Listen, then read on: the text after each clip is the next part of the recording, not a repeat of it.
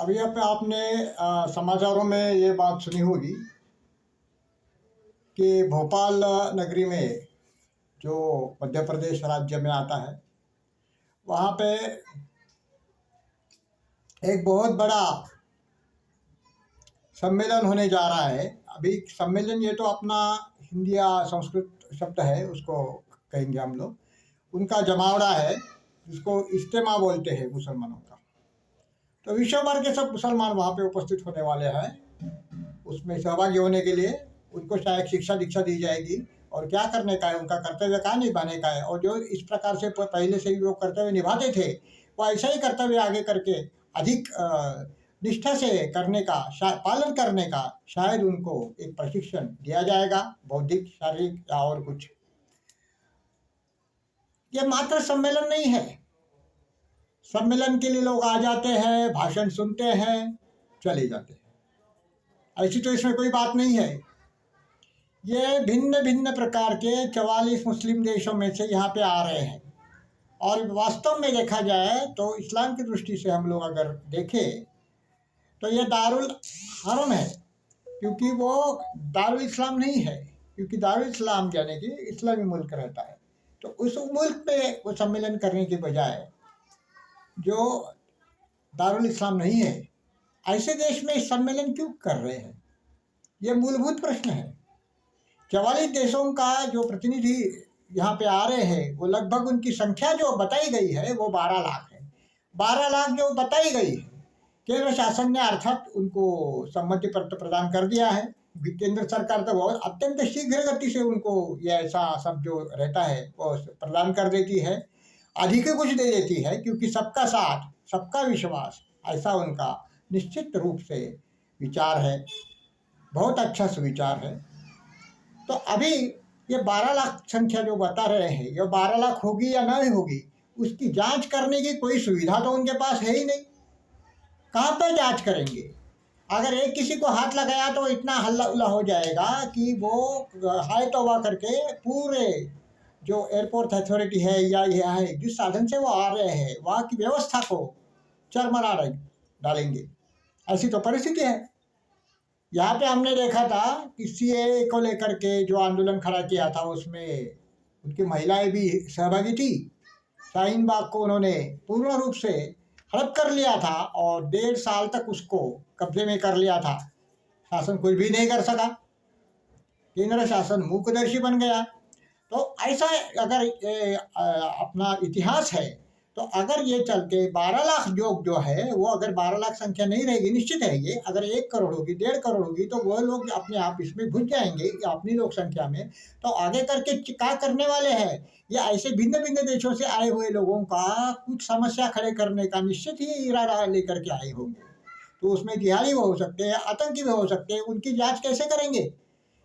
उनकी जांच करने की नहीं उनके पास कोई सुविधा है, नहीं उनके पास इच्छा शक्ति है, नहीं उनके पास धैर्य है।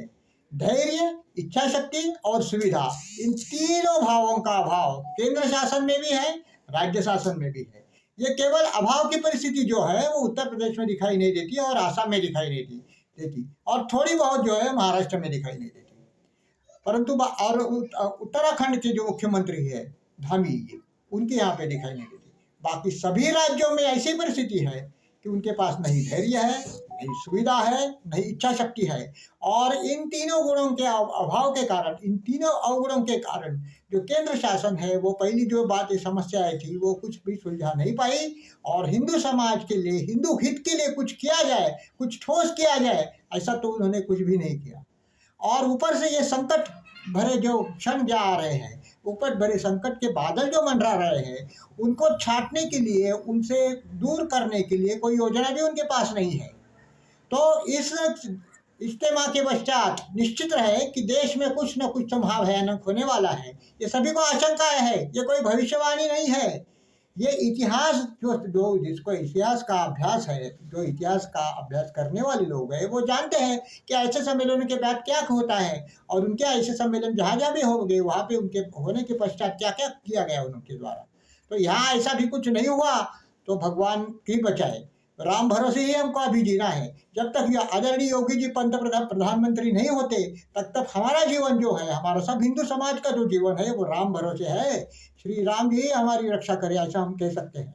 ऐसी परिस्थिति विचित्र आ गई है। बजरंग दल ने मांग की है, विश्व हिंदू परिषद ने भी मांग की है कि उसकी जांच की जाए और उसकी एक व्यवस्था की जाए कि जो उनका रजिस्ट्रेशन किया जाए, ये किया जाए, और ये उनका ध्यान में रखना चाहिए कि जो यहाँ पे आने वाले हैं वो वापिस जाएंगे। तो ऐसा व्यवस्था करने का उन्होंने मांग तो किया है, लेकिन इसके लिए पश्चात कुछ उसके लिए आंदोलन करना, ये करना, वो कुछ नहीं किया है। और ये कुछ नहीं किया, केंद्र शासन को तो मालूम है कुछ भी करने वाले नहीं, हिंदू समाज तो कुछ भी नहीं, मुख्यदर्शी बनने वाला है वो 12 लाख आए या 1 करोड़ आ जाए, हिंदू समाज को कोई लेना देना है ही नहीं। तो उनके लिए क्या करने का है? कुछ करने का नहीं, क्योंकि हिंदू समाज को तो मोदी को वोट करेगा ही करेगा। अरे किधर जाएगा साला तू? कांग्रेस के पास तो नहीं जा सकता, कांग्रेस के कुत्तों के पास नहीं जा सकता, समाजवादियों के मार्क्सवादियों के पास नहीं जा सकता, इधर नहीं जा सकता, उधर नहीं जा सकता, भाजपा को ही शरण आना पड़ेगा। ऐसी उन्माद की परिस्थिति भारतीय जनता पक्ष में हमको दिखाई देती है, और केंद्र शासन के नेताओं में ये ज़्यादा से ज़्यादा अधिक पनप रही है। तो इस सुधार के लिए क्या किया जाए? हिंदू समाज के हाथ में तो कुछ नहीं है, वो सिर्फ राम भरोसे ही कर सकते हैं कि अधिक से अधिक मांग लोगों की जो है वो बढ़ती जाए, और ये जो उनके कर्म जो है वो जो गलत कर रहे हैं वो ठिकाने पे आ जाए। यही उनको सद्बुद्धि दे भगवान, ऐसा ही हम प्रार्थना कर सकते हैं। दूसरा कुछ तो करने का अपने हाथ में तो नहीं है। हमने तो मतदान 3 बार उनको दे चुके हैं, कर चुके हैं, और अगली बार भी उनको ही देंगे, क्योंकि झक मार के देना पड़ेगा, किधर जाएंगे? ऐसा मोदी जी को अगर वोट नहीं दिया, भारतीय जनता पक्ष को हिंदू समाज ने मतदान नहीं किया, तो किसको करेंगे वोट? अपना एनओटीए तो कर नहीं सकते, क्यों? एनओटीए करेंगे तो कांग्रेस आ जाएगी, हमको ये डर लगता है। तो फिर ये निश्चिंती है उनके मन में, इसके लिए पर्याय खड़ा करने चाहिए, ये करना चाहिए, वो लोग बोलते हैं, लेकिन पर्याय खड़ा समाज कैसा करेगा? नया पक्ष निर्माण करना, ये करना, उसकी जो व्यवस्था है वो निर्माण करना, इसके लिए बहुत बहुत कठिन बात है। तो जो है उनमें सुधार करने के लिए अपने को प्रयास करने चाहिए। यही आज हम लोग कर सकते हैं, जागरण कर सकते हैं, और शासन के सम्मुख अपनी मांगे रख सकते हैं, उनके विरुद्ध आंदोलन खड़ा कर सकते हैं, उनको जागृति आने के लिए इसके लिए घंटानाद कर सकते हैं, शंखध्वनि कर सकते हैं। ये अपने हाथ में है, वो हमको अभी जागृत कुछ साल तक तो करना पड़ेगा। जब तक आदरणीय योगी जी सत्ता पे नहीं आते, प्रधानमंत्री नहीं आते, तब तक तमाशा तो चलता रहेगा। और ये जब योगी जी आएंगे तब सब कुछ बदल देंगे।